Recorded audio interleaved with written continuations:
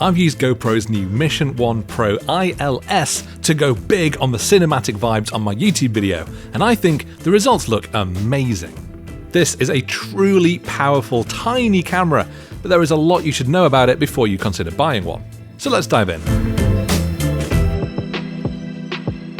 So the Mission 1 Pro ILS is GoPro's ultimate action camera. It shares the same body, dual displays, and image sensor as the more regular Mission 1 Pro, but it strips out that ultra-wide action camera lens and replaces it with a Micro Four Thirds lens mount. So that means you can choose from a wide variety of native Micro Four Thirds lenses, or even use adapters to use pretty much any lens that you want. I even shot footage using an actual Leica Summicron lens on a GoPro. So let's start with why I love it. Well, of course, it's small. Not mirrorless camera small, action camera small. And Micro Four Thirds lenses tend to be pretty tiny as well. So even with this little 17mm Laowa lens attached, it's still a tiny little thing, and it weighs basically nothing. Yet the image sensor inside it boasts some serious stats. 8K open gate recording at 60p, 4K at up to 240 frames per second, and even up to almost 1,000 frames per second at full HD. Then there's GoPro's new GP Log 2 color profile, which provides a wider dynamic range in the footage and gives a lot more flexibility for editing the colors in post. So I put it to the test shooting a video for my photography-focused YouTube channel. But I roped in my friend and professional cinematographer Cal Hallows because I wanted to be in the video and I wanted him to do a better job of the filming. You know, because that's what he does.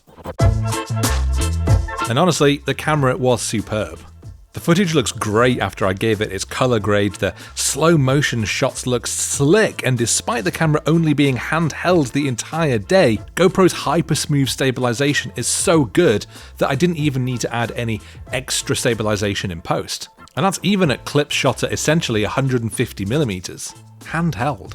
So that meant that our shooting setup was incredibly lightweight, just the GoPro and this tiny lens. That's it.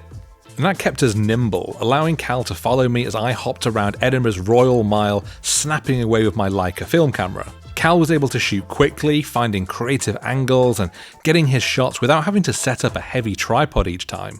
And that kept me free to just do my thing because I knew that Cal was just doing his.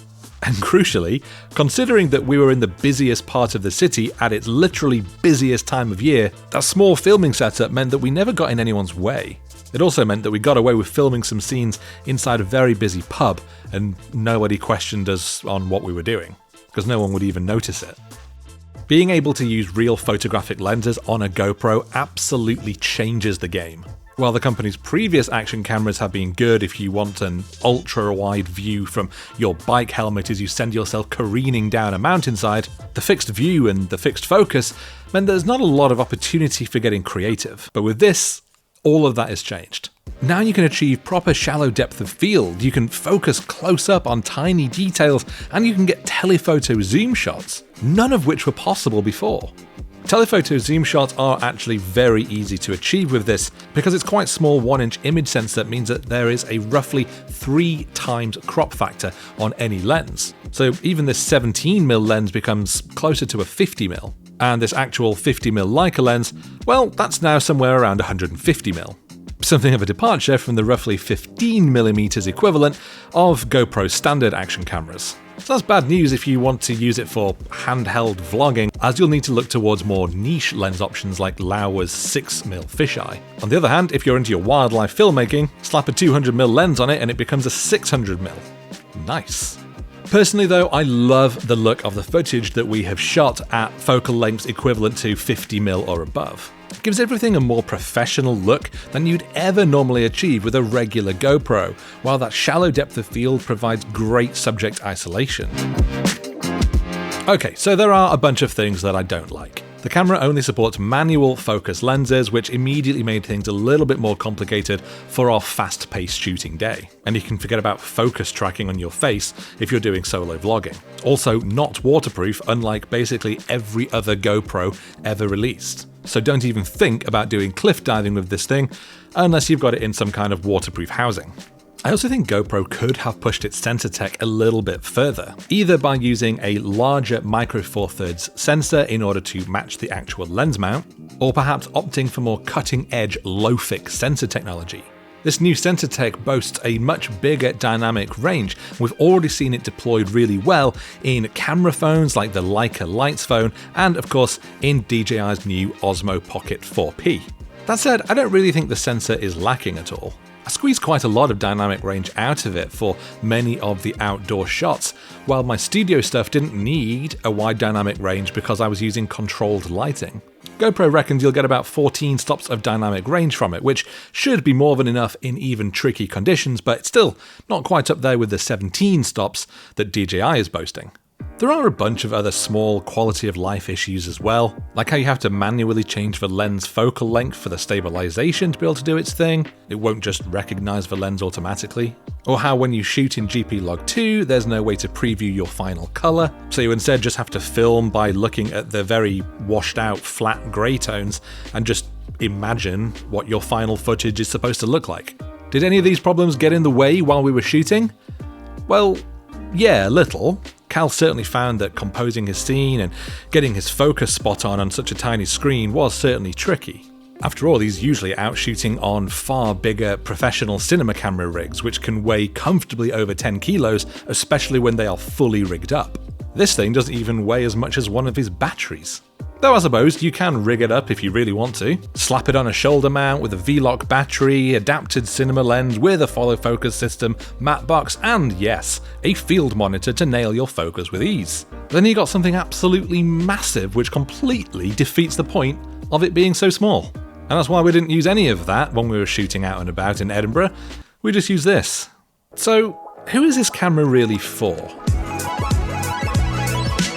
Well, I have spent the last couple of weeks trying to figure out where this fits in the world of cameras, and using it to record my YouTube video has given me plenty of time to try and figure that out. And what I've decided is that it doesn't really fit in anywhere. GoPro has essentially created its own new niche in the form of a micro cinema camera, which means that right now it's the only company playing in that field. To compare the GoPro ILS to a more regular mirrorless camera or something like the Blackmagic Pocket Cinema camera completely misses the point, as does comparing it to handheld vlogging cameras like DJI's Osmo Pocket 4P. This thing offers a sort of cinematic quality along with the flexibility and shallow depth of field of interchangeable lenses, something that the Pocket 4P can't even come close to. But it does it at a size and weight that it is entirely out of reach of any traditional mirrorless camera. But I also don't think the GoPro is going to be replacing any of those cameras either side. Instead, I think it's best seen as a complementary product that you would use as well. Because professional film companies already use GoPros all the time. They'll attach them to cars, bikes, put them inside small spaces where you simply can't fit a regular camera. And now they can do that, but with the extra cinematic look of actual lenses. So no, cinematographers aren't going to be replacing their $100,000 Arri Alexas with a new GoPro. But this can fit in places where the Arri simply cannot, and it comes at a price that it doesn't matter if it gets destroyed, say during a big action sequence with explosions and lasers, and possibly some robots. And don't be fooled into thinking that real cinematographers only use the best cameras possible. Keep in mind that the recent 28 years later zombie flick was actually filmed on iPhone 15 Pros. And I reckon that director Danny Boyle would have loved to have tried out one of these for his films. Meanwhile, YouTubers and other solo content creators can keep on using their Osmo Pocket 4P for their everyday run-and-gun vlogging and simply switch to the GoPro ILS when they want some more professional-looking cinematic footage. As a YouTube creator myself, I am already considering adding this to my permanent shooting setup. It'll level up the quality of footage I'm able to achieve, but still barely take up any extra room in my backpack. I mean, look, I can easily hold them both in one hand. They can go inside a jacket pocket. And sure, it won't always be easy to work with, but the benefits with its size, weight, and nimble operation means this is an incredibly potent weapon, not just in my filmmaking arsenal, but for anyone wanting absolutely beautiful quality from something that's incredibly small and light. But what do you think of GoPro's interchangeable lens camera? Is it the perfect micro filmmaking tool for you, or do you have your eyes firmly set elsewhere? Do make sure to leave your thoughts in the comments below and check out the video description for a lot more information.